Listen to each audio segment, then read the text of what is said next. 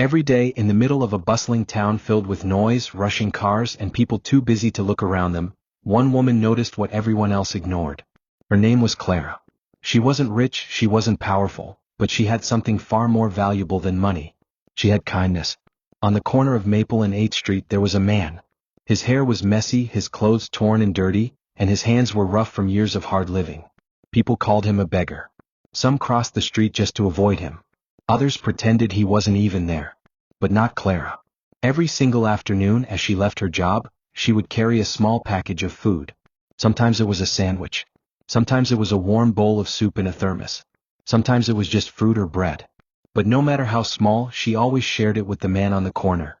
And every single time, he looked up at her with tired eyes and whispered, "Thank you." Most people laughed at her. Her co-workers told her she was wasting her time. Strangers shook their heads and muttered, "Why feed a man who won't help himself?" Even her boss warned her not to bring trouble near their store. But Clara never stopped. You see, Clara believed something many people forget. She believed that no matter how far a person has fallen, they still deserve dignity. They still deserve to be seen. And she chose to see him. Viewers, I want to ask you right here, what would you have done? Would you have stopped to help that man, or would you have walked by like everyone else? Leave your answer in the comments because your voice matters. Now let's continue. Clara didn't have an easy life herself. She worked long hours as a cashier in a grocery store. She was a single mother raising her teenage daughter, trying to stretch every dollar to pay rent, bills, and groceries. There were nights she skipped dinner just to make sure her daughter had enough. But still she gave. One cold winter afternoon, as she handed the man his meal, she noticed something unusual. Sticking out of his ragged coat was a folded piece of old newspaper. When he shifted, she caught a glimpse of the headline, "Local Businessman Vanishes After Scandal." Her heart skipped a beat. She remembered hearing about that story years ago. That night, curiosity kept her awake. She pulled out her old laptop, typed the headline, and read. The articles told the story of a man named Richard Hale. He had once been a respected businessman, the kind of man who wore expensive suits and shook hands with city leaders. But then came betrayal, financial ruin, and scandal.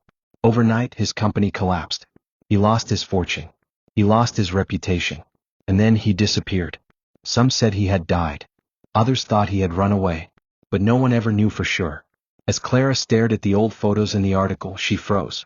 The man in the pictures had the same piercing blue eyes as the beggar she fed every day. The next afternoon, she brought his food as usual. But this time her voice was soft, uncertain, almost trembling. "I read about someone last night," she said. "He looked a lot like you." For the first time the man hesitated. His hands shook as he held the sandwich. His eyes filled with something she couldn't quite describe. Fear, maybe, but also relief. And in a broken whisper he said, "Please, don't tell anyone. Not yet." From that moment Clara knew. She wasn't just feeding a stranger. She was feeding a man who once had everything and who now had nothing. Weeks passed. Then months. The man, who called himself Thomas, began to open up to her.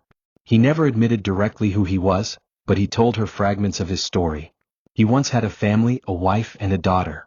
But when his world fell apart, shame kept him away. He didn't want his child to see him like this. Clara listened. She didn't judge. She didn't press.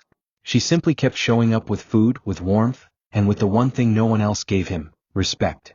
Sometimes she wrapped a scarf around his shoulders on cold nights.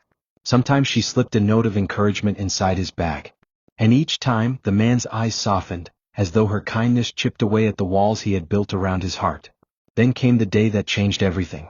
The mayor announced a charity event in the town square. It was a fundraiser for a new homeless shelter, and the entire community was invited. Clara decided to go with her daughter. She believed in the cause. The square filled with people. Children ran between booths, music played, and speeches began. Then the mayor stepped up to the microphone. "We have a special guest tonight," he said. "A man with a story you won't believe." The crowd turned as a figure walked onto the stage. Clara's breath caught in her chest. Her eyes widened. She grabbed her daughter's hand. It was him. The beggar. The man from the corner. But this time he wasn't in rags. His beard was neatly trimmed, his hair cut short, and he wore a simple but clean suit. For the first time he stood tall, his shoulders straight, his voice steady. "My name," he began, pausing as the crowd hushed, "is Richard Hale." Gasps rippled through the square. People exchanged stunned glances. Whispers spread like wildfire. Phones were raised to capture every second. For 20 years, Richard continued, you believed I was gone. Some thought I was dead. But the truth is, I was here, living on your streets, invisible, forgotten, broken. The crowd was silent. I lost everything I had, my company, my reputation, my family. I gave up hope. I thought I would die on the streets. But then, his voice broke and he wiped a tear from his eye. One woman refused to walk past me. One woman fed me every single day even when others laughed at her. She treated me like I still mattered. She gave me the strength to stand here again. Then he raised his hand and pointed. At Clara. Every eye in the square turned toward her. She stood frozen, tears streaming down her face as her daughter clutched her arm. People around her gasped, whispering, it's her. She's the one. She is the reason I am alive today, Richard said, his voice strong.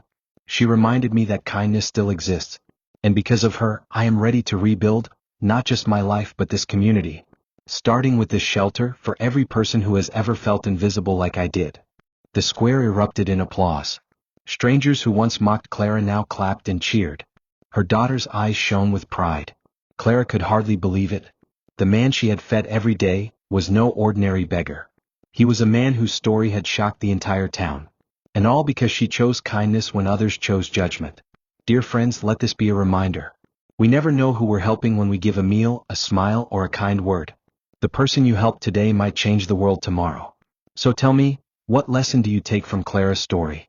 Would you have kept feeding that man even when people mocked you? Share your thoughts in the comments. And if this story touched your heart, make sure to like this video and